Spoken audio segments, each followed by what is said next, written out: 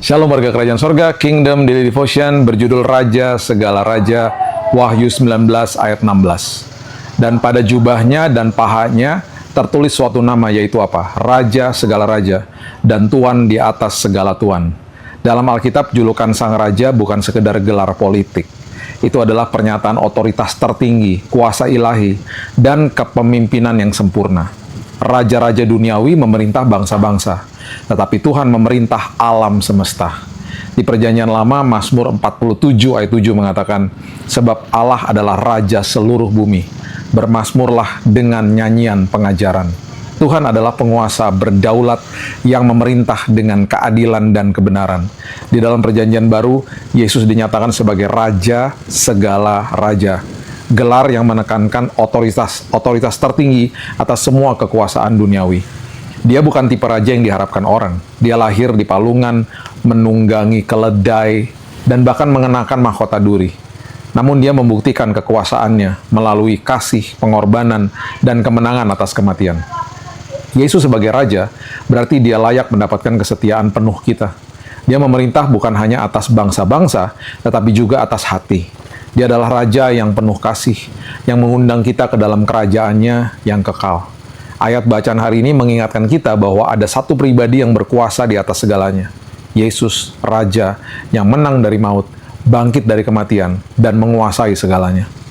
Tulisan pada jubah dan pahanya bukan sekedar gelar. Itu adalah kebenaran yang mendefinisikan hakikat pemerintahannya. Ia bukan raja di antara banyak raja, ia adalah raja di atas segala raja. Bukan sekedar penguasa atas sebagian orang, tetapi penguasa tertinggi atas seluruh ciptaan. Ketika kita merenungkan hal ini, kita dipanggil untuk menyerahkan setiap bagian hidup kita kepada kekuasaannya. Hal itu juga membawa harapan. Tidak peduli betapa kacau atau tidak adilnya dunia ini, Yesus pada akhirnya akan memperbaiki segalanya. Ia akan memerintah dalam keadilan, kebenaran, dan kedamaian. Perhatikan ayat-ayat berikut ini. Yesaya 9 ayat 6-7.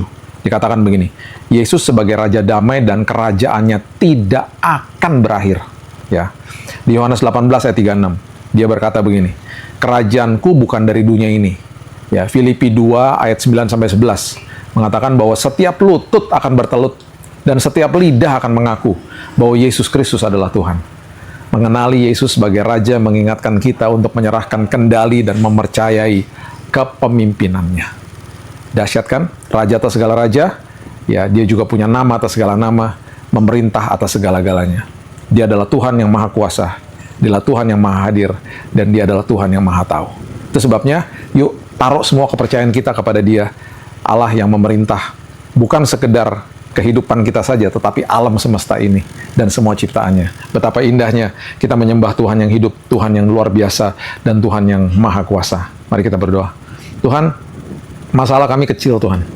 Nggak ada artinya di hadapan Tuhan yang Maha Kuasa. Itu sebabnya hari ini Tuhan, kami bawa kehidupan kami dalam tangan Tuhan. Sebagai anak-Mu, sebagai orang yang sudah diadopsi masuk ke dalam kerajaan sorga, sebagai orang yang sudah dilayakkan, diberikan kasih karunia, dikasihi tanpa kondisi. Bahkan Engkau telah mati bagi kami sebelum kami lahir. Engkau sudah mengasihi kami sebelum kami punya kesempatan untuk mengasihi-Mu. Itu sebabnya hari ini kami mau serahkan hidup kami, pikiran, hati kami ke dalam tangan-Mu. Kami percaya Engkau adalah Allah yang Maha Kuasa. Memerintah bukan sekedar hanya di kehidupan kami saja. Kami mau sadar bahwa Engkau adalah Allah yang memerintah alam semesta ini. Semua ciptaan-Mu tunduk kepadamu ya Tuhan. Itu sebabnya Engkau diberikan sebuah gelar yang sangat dahsyat, yang sangat luar biasa. Yaitu Raja atas segala raja. Kami mengucap syukur karena kami mempunyai Engkau sebagai juru selamat kami, mempunyai Engkau sebagai Raja atas hidup kami. Kami serahkan hidup kami, pergumulan kami, apapun yang kami akan hadapi hari ini, di dalam tangan-Mu yang perkasa. Kami percaya kuasa-Mu menolong kami, memerdekakan kami. Kami mulai hari yang baru hanya di dalam nama Tuhan Yesus. Kami berdoa dan mengucap syukur. Kita sama-sama katakan, amin. Tuhan Yesus memberkati and have a blessed day.